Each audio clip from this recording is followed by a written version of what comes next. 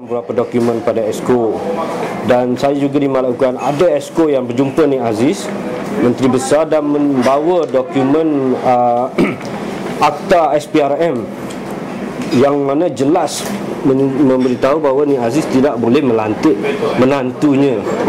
Dan juga di kalangan wakil-wakil rakyat, barisan wakil-wakil rakyat PAS di Dewan Rakyat juga merasa kurang tidak selesa, kerana mereka adalah antara pihak yang begitu bertungkus lumus memastikan bahawa kalimah menantu dimasukkan di dalam akta SPRM.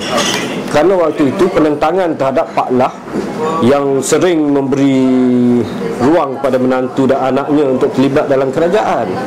Jadi wakil-wakil rakyat PAS ni begitu bertungkus lumus, tiba-tiba benda ni dilakukan sendiri oleh Musyid Doa mereka. Jadi ini menimbulkan keresahan yang amat sangat.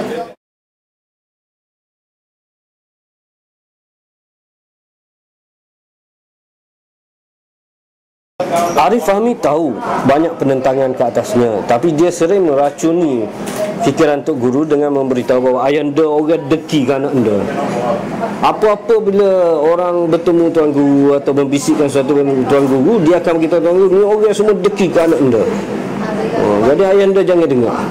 Jadi itu memang biasa bagi Arif Fahmi. Bila kita kritik dia, dia akan cakap, oh kita dengki pada dia. Dan juga dari Tuan Guru sendiri pun pernah menyebut di suatu majlis Badar yang memperingati perang Badar dalam bulan Ramadan 2009. Tuan Guru sendiri pernah menyebut di dalam satu majlis di sebuah masjid bahawa Arif Fahmi adalah lelaki terbaik di Kelantan.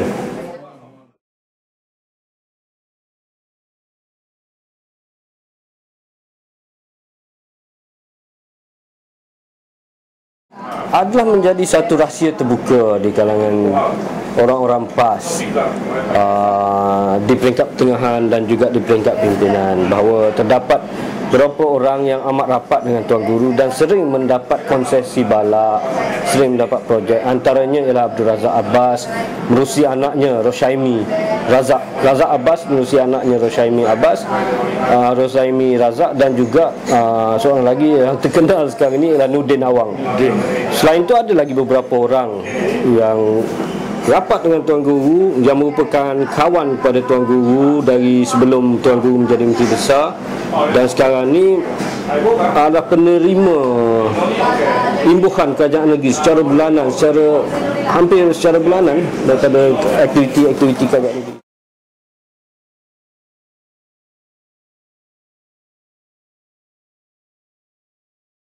Menjadi satu lumrah di dalam PAS ini ialah pimpinannya selalu meluluskan projek dan sebagainya kepada pihak-pihak tertentu, dan pihak-pihak tertentu ini akan membiayai aktiviti-aktivitinya.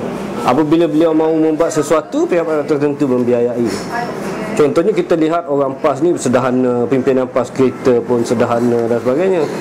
Sebabnya kereta-kereta Mercedes ini orang-orang tertentu yang pakai, Harrier dan sebagainya, 4-wheel drive. Jadi bila Tok Guru nak pergi kempen ke apa, akan naik kereta-kereta ini. Dan juga macam contoh kes Nurdin Awang tajan haji 65,000 ini. Nurdin Awang ialah ahli lembaga pengarah kepada Great Eastern Mills, sebuah syarikat yang mendapat imbuhan balak daripada Kompleks Perkayuan Kelantan yang dipenerusikan oleh Nik Aziz waktu itu. Kemudian Kompleks Perkayuan Kelantan adalah anak syarikat kepada Kelantan PKINK, Badan Kewangan Iktisad Negeri Kelantan, yang juga dipenerusikan oleh Nik Aziz.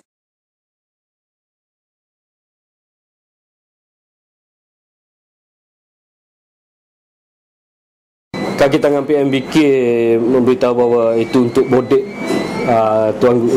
ibu mertuanya lah. Apa yang menimbulkan keresahan ialah daripada orang-orang kanan di PMBK ialah Arif Fahmi membuka satu tabung berasingan, maksud satu akaun berasingan, dan penubuhan itu tanpa resolusi daripada pengarah syarikat. Jadi tidak pasti sama ada Tuan Guru tahu atau tidak. Jadi duit pungutan dimasukkan ke dalam akaun itu. Dan akaun itu kalau tidak silap Arif Fahmi sebagai penandatangani, dan seorang lagi ialah kaki tangan eksekutif PMBK, bukan Menteri Besar sendiri.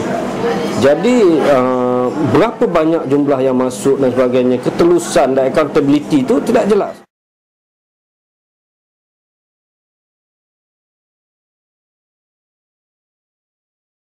Sedangkan PMBK sendiri masih berhutang banyak, tidak dapat menjelaskan kifalah. Sampai katanya hampir 6 juta skim warga emas kifalah yang meninggal dunia tidak dapat diberi pampasan. Tetapi PMBK boleh menganjurkan aktiviti-aktiviti lain yang menggunakan sumber kewangan daripada PMBK. Sedangkan tanggungjawab resmi PMBK sendiri, PMBK tidak dapat